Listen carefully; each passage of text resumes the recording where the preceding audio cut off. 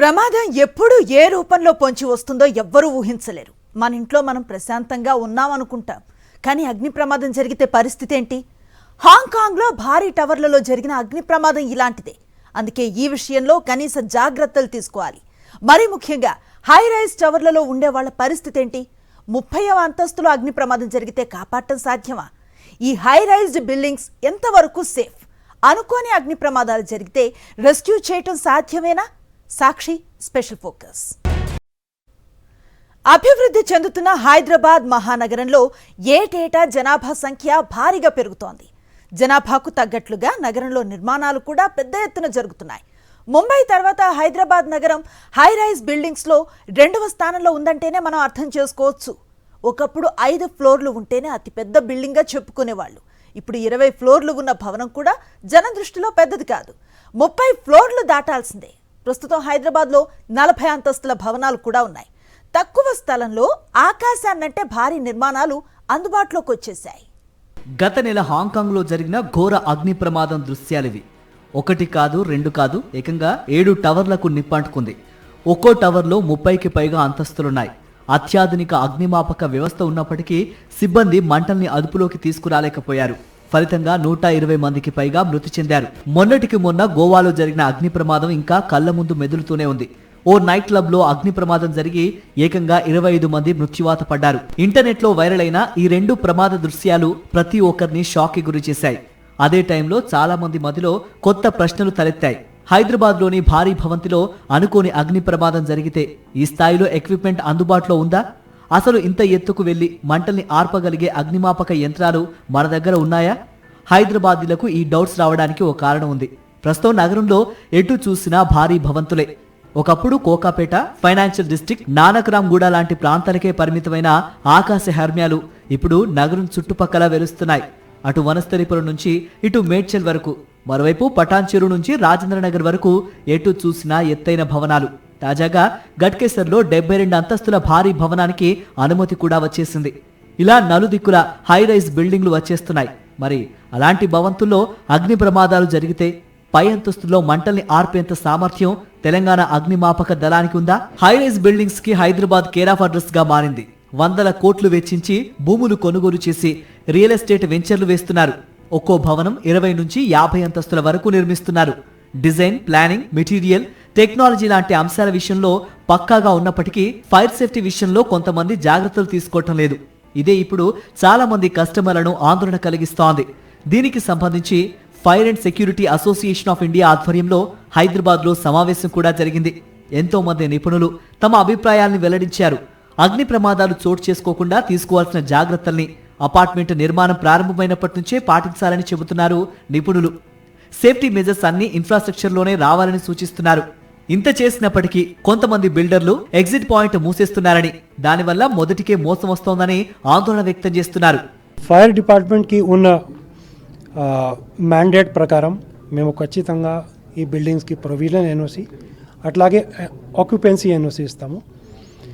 Occupancy తర్వాత కూడా కొంతమంది రిన్యూవల్ ఎన్ఓసికి మన దగ్గర అప్లై చేస్తారు. రిన్యూవల్ ఎన్ఓసి కోసం కూడా మా పర్సన్స్ అక్కడ విజిట్ చేసి అన్నీ చేస్తారు. ఇది కాకుండా కూడా ప్రజల నుంచి కూడా డైరెక్ట్ మనకు కంప్లైంట్స్ వస్తాయి, పెటిషన్స్ వస్తాయి. పలానా ప్రాంతంలో ఇది ఉంది, అది ఉంది, అది సరిగా లేదు, అది రూల్స్ ప్రకారం అక్కడ జరగటం లేదు. ఇటువంటి కంప్లైంట్ వస్తే కూడా మేము వెంటనే అక్కడ టీం పంపించి దాని మీద కూడా ఎంక్వైరీ చేసి యాక్షన్ తీసుకుంటున్నాము. అగ్ని ప్రమాదం జరిగినప్పుడు వెంటనే స్పందించాలని, తక్షణ సాయం అవసరమని నిపుణులు అభిప్రాయపడ్డారు. 10 నిమిషాలు ఆలస్యం కూడా ఎంతో ప్రమాదంగా మారుతుందని హెచ్చరిస్తున్నారు. లగ్జరీకి ఇష్టం వచ్చినట్లు ఖర్చు చేస్తున్న వినియోగదారులు, బిల్డర్స్ ఫైర్ సేఫ్టీ విషయంలో కాస్త ఖర్చు పెడితే ప్రాణాలు నిలబడతాయని సూచిస్తున్నారు. దయచేసి మీరు రూల్స్ పాటించండి. ఫైర్ అనేది it is a very very sensitive issue.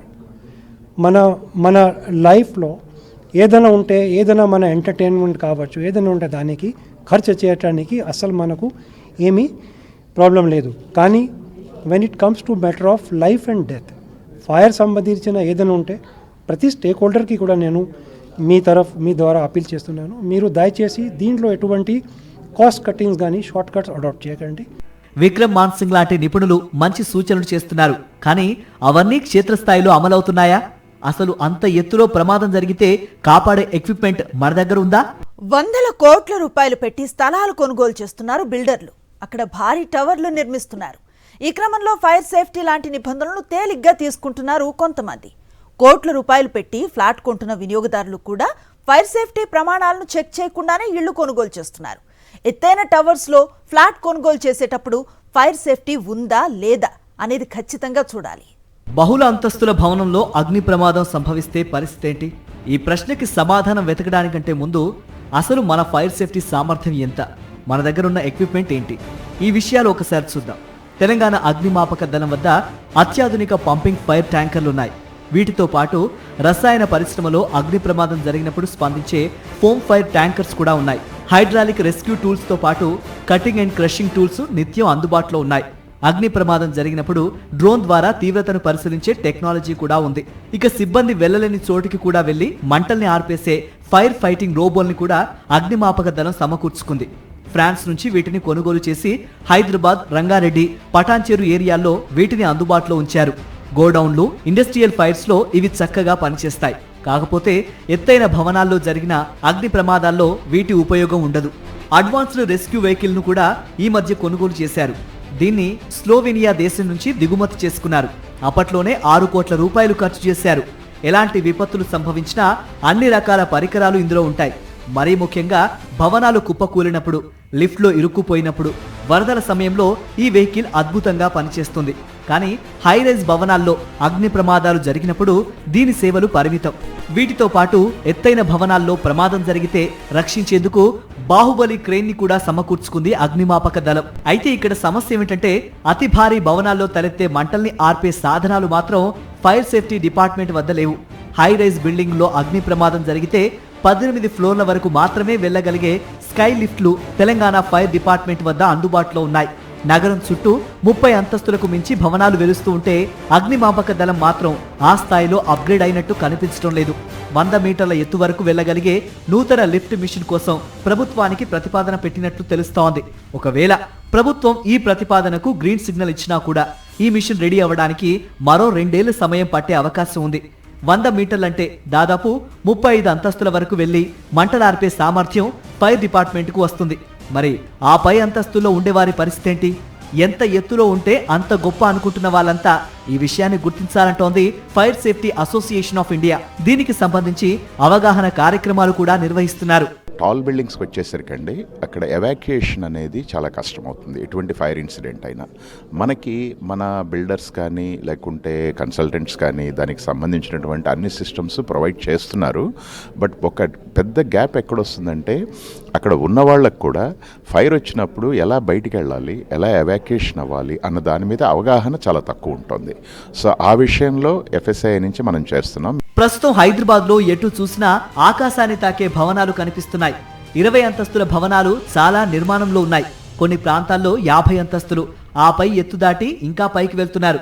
Kokapet, Gachibowli, Madhapur, Narsingi, Nanakramguda లాంటి ప్రాంతాల్లో స్థలం కొరత ఎక్కువగా ఉండడంతో ఇలా హై రైజ్ భవనాలు నిర్మిస్తున్నారు. వీటికి ఐకానిక్ టవర్లంటూ కొత్త కొత్త పేర్లు కూడా పెడుతున్నారు. జనం కూడా ఎంత ఎత్తులో ఉంటే అంత స్టేటస్ గా ఫీల్ అవుతున్నారు. నగరంలో ఫ్లోర్ స్పేస్ ఇండెక్స్ పై పరిమితులు లేకపోవడంతో ఆకాశమే హద్దుగా భవనాలు నిర్మాణం అవుతున్నాయి. ఇప్పటికే జాతీయ, అంతర్జాతీయ రియల్ ఎస్టేట్ కంపెనీలు హైదరాబాద్ లో వాలిపోయాయి. ఇలాంటి టైంలో ఫైర్ సేఫ్టీ గురించి ప్రజలంతా ఆలోచించాలని సూచిస్తున్నారు నిపుణులు. కోట్ల రూపాయలు ఖర్చు పెట్టి తీసుకునే అపార్ట్మెంట్లో అగ్నిమాపక ప్రమాణాలు పాటిస్తున్నారో లేదో చెక్ చేసి ఫ్లాట్ తీసుకోవాలంటున్నారు. ఫైర్ సేఫ్టీ ప్రమాణాలు పాటించని అపార్ట్మెంట్లకు దూరంగా ఉండటమే మంచిదంటున్నారు. హాంకాంగ్ లో జరిగిన ఘటననే మరోసారి ప్రస్తావిస్తున్నారు. ఈ విషయంలో ప్రజలు ఎంత అవగాహనతో ఉంటే భవనాల్లో ఫైర్ సేఫ్టీ ప్రమాణాలు అంతగా మెరుగవుతాయని అంటున్నారు. హైరైజ్ బిల్డింగ్స్ ఒకప్పటికి మీరు 10 years 15 years చూస్తే హైరైజ్ బిల్డింగ్స్ ఇప్పుడు హండ్రెడ్స్. అంటే హైరైజ్ అనేది న్యూనా మెట్ల 30 ఫ్లోర్ల బిల్డింగ్ అని ఇప్పుడు హైరైజ్ కాకుండా అయిపోయింది. ఇప్పుడు 50 ఫ్లోర్లు ఇప్పుడే డీజీ గారు చెప్తున్నారు 72 ఫ్లోర్ల బిల్డింగ్ ఒకటి గట్కేసర్లో వస్తుందంట. సో ఎందుకంటే అందరు everyone is looking vertically. So they are looking అంటే హ్యూజ్ స్పేస్ అరౌండ్, అంటే ఎమ్యూనిటీస్ కోసము లగ్జరీ అనేది బాగా ఎక్కువైపోయింది. సో దాన్ని బట్టి ఫ్యూచర్ అంతా హై రైజే ఉంటుంది. So numbers are go on increasing. అంటే మనకు 100 feet రోడ్ ఉందనుకోండి, సో మనం అంటే మంచి సెట్ బ్యాక్ ఇచ్చేసేసి లగ్జరీస్తోని వెరీ బిగ్ హైట్కి వెళ్ళిపోతున్నారు. నగరంలో నిర్మిస్తున్న హై రైజ్డ్ బిల్డింగ్స్ లో ఫైర్ సేఫ్టీ డిపార్ట్మెంట్ చెప్పినట్లు సరైన ప్రమాణాలు పాటిస్తున్నారా?